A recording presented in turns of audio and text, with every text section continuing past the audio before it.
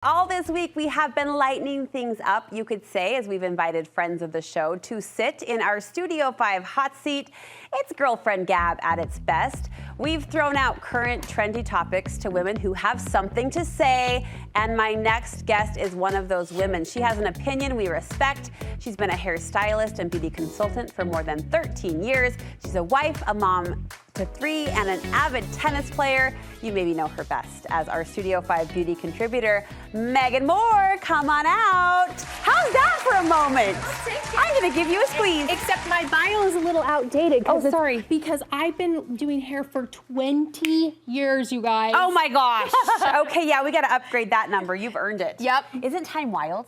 Time flies. You and I are about the same age, and you've been doing Studio 5 for 11 years. 11 years. Ma'am. You're a gift to us. It's my favorite thing. You're a gift so to us. Have you always been a share girl? Like, I see you as a yes girl, but like the way you are so open with your expertise, 20 years plus. Yes. Your knowledge and your passion, it's really sweet. Oh, thanks. I think so. I think I'm a natural teacher and leader, so I feel like if I know something, I really do like to share it and kind of bring people into that with me. So yeah, I think it fits with my personality, probably how I always was. Okay, and we were talking about you at the beginning of the show. Okay. I know you didn't hear it, so I'll recap. No, I just paid you a very sincere compliment, and I think I've told you this face to face before as friends, but I just admire your confidence. Like, you're a gal that doesn't hold back her opinion, for good or for good. I know, I'm like, I wonder why they wanted me to come for this segment. I have something to say. But there's something about you, there's something about Megan where, let's say you and I don't see eye to eye on something, you hold this space that's very safe. Like, you don't flinch with my thoughts, opinions, and ideas.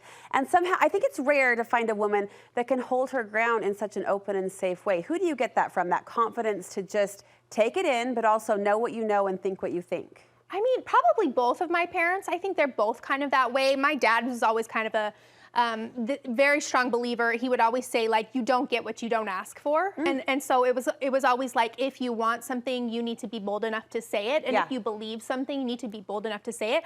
But you can also say it with respect and kindness and making and understanding if people don't kind of align with you the same way. Yeah. So I think it probably comes from that, kind of from childhood. Like, you know, if you've got something to say it. You know, but do it respectfully. I just think we need more of that. We need more women who know thyself, I guess, and stand firm in what they think and believe, but are unflinched by other people's perceptions and opinions. There's room for us all. There is room for us all.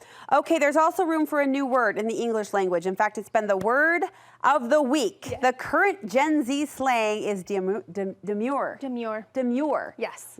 I've got a proper definition. What do you think this means? Well, I took French in school. Oh, so she I knows. know the word demure. And I actually saw the original video when this first blew up, and I thought it was hilarious. I still think it's hilarious. I love it, but tell me what the proper definition so is. official, according to our producers who got your resume wrong, so we'll hold them to no candle. No, I'm just kidding. The actual definition: reserved, modest, and shy.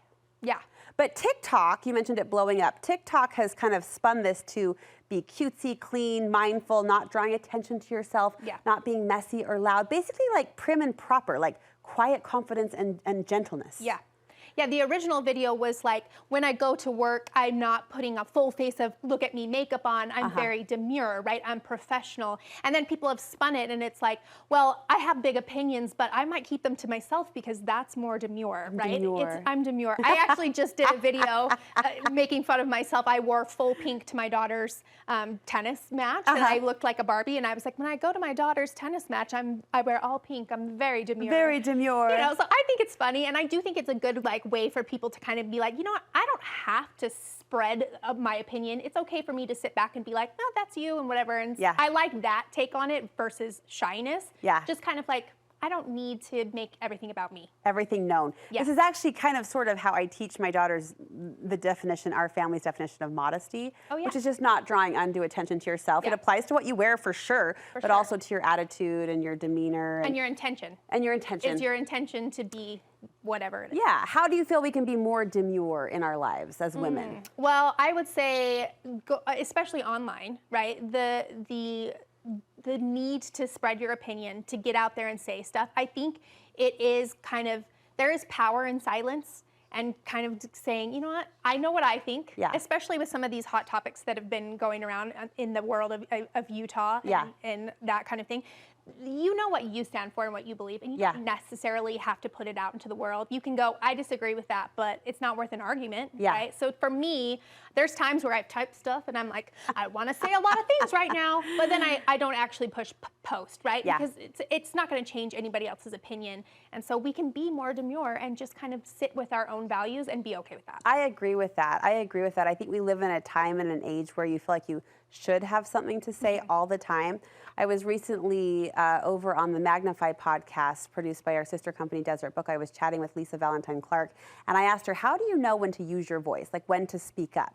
And she's like, women feel it. Like there's only one or two things that I, first of all, am educated enough, but feel passionately enough to say something about. And when those topics come up in church or girlfriend circles or whatever, that's when I raise my hand or sit up taller, but it doesn't have to be about everything. No. You have to acknowledge that you don't know everything.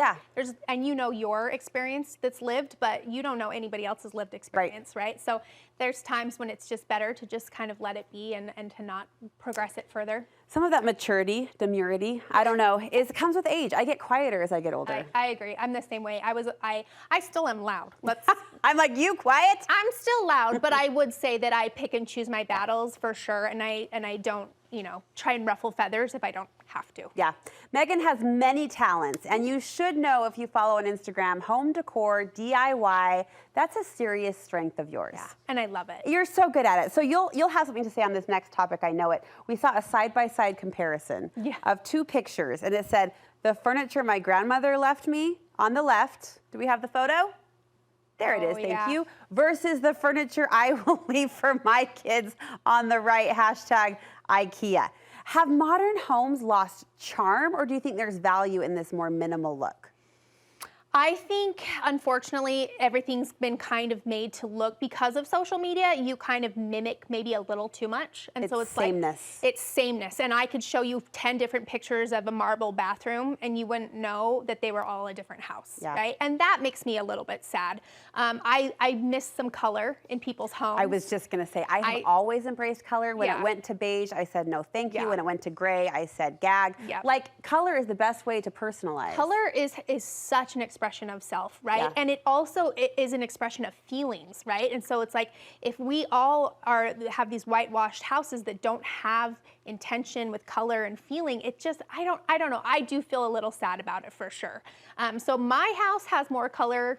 I mean, does it have rainbow color? No, but I love to make rooms feel different ways with different, furniture and paint and wallpaper and whatever, and I'm always going for the feeling. I always tell my husband, I'm like, it needs to be more moody, and he's like, I don't know what that means.